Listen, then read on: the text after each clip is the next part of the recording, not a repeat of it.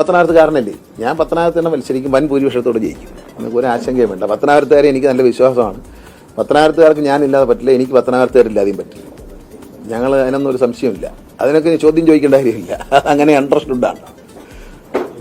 പത്തനാപുരത്തുകാർക്കല്ലേ അഭിമാനം. KSRTC നല്ലൊരു നിലയിലേക്ക് വളർത്തിക്കൊണ്ടുവരുമ്പോൾ ഓരോ പത്തനാപുരത്തുകാരനും ഹൃദയത്തിനുള്ളിൽ ഏറ്റവും അഭിമാനം തോന്നുന്ന മുഹൂർത്തമാണ്. അവരുടെ MLA ആണ്, അവരെ മന്ത്രിയാണ്, അവർ MLA ആക്കി അവർ മന്ത്രിയാക്കിയ ഒരാളാണ് KSRTCയെ നന്മയിലേക്ക് നയിക്കുന്നു പറയുമ്പോൾ പത്തനാപുരത്തുകാർക്ക്, ലോകമെമ്പാടുമുള്ള പത്തനാപുരത്തുകാർക്ക് അഭിമാനം തന്നെ. ഇത് പറയാനുള്ളൊരു ചങ്കൂറ്റം ഇതിൽ MLA ഉണ്ടാവും.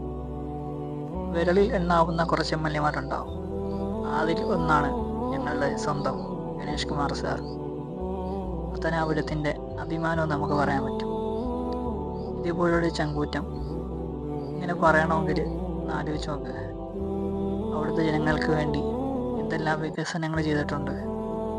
റോഡുകളായാലും സ്കൂളുകളായാലും മറ്റ് കാര്യങ്ങളൊക്കെ മുന്നിട്ട് നിൽക്കുന്ന ഒരു MLA. ഞാൻ ജയിക്കും എന്ന് പറയണമെങ്കിൽ അത്രത്തോളം വികസനങ്ങൾ ആ മനുഷ്യൻ അവിടെ ചെയ്തിട്ടുണ്ടാവും. അതുണ്ടെങ്കിലല്ലേ പറയാൻ പറ്റുള്ളൂ. അല്ലാതെ ഒരു MLA ആയി ജയിച്ചു പോയിട്ട് ഒരു വികസനം ചെയ്യാതെ ഇനിയും നിന്ന് ജയിക്കാൻ നോക്കിയാൽ ജനങ്ങൾ ജയിപ്പിക്കൂല. പക്ഷേ ഞങ്ങളെ സ്വന്തം ഗണേഷ് കുമാർ സാറിന് അറിയാം പത്തനാപുരത്തുകാർ എങ്ങനെയാണ്, പത്തനാപുരം മണ്ഡലം എങ്ങനെയാണ്, അവിടുത്തെ മനുഷ്യരുടെ മനസ്സെങ്ങനെയാണെന്ന് അറിയാൻ പറ്റുന്നൊരു MLA ആണ്. അതുകൊണ്ടാണ് ചങ്കടത്തോടെ പറഞ്ഞത്. ഇന്നിപ്പോൾ ഗതാഗത മന്ത്രിയാണ്. എന്തെല്ലാം വികസനങ്ങൾ KSRTCക്ക് വേണ്ടി ചെയ്യുന്നുണ്ട്. ഇങ്ങനെ കിടന്ന KSRTC ആണ് ഇപ്പോൾ ഈ ഒരു അവസ്ഥയിലേക്ക് മാറ്റിയെടുത്തില്ലേ. അതാണ് വികസനമെന്ന് പറയുന്നത്.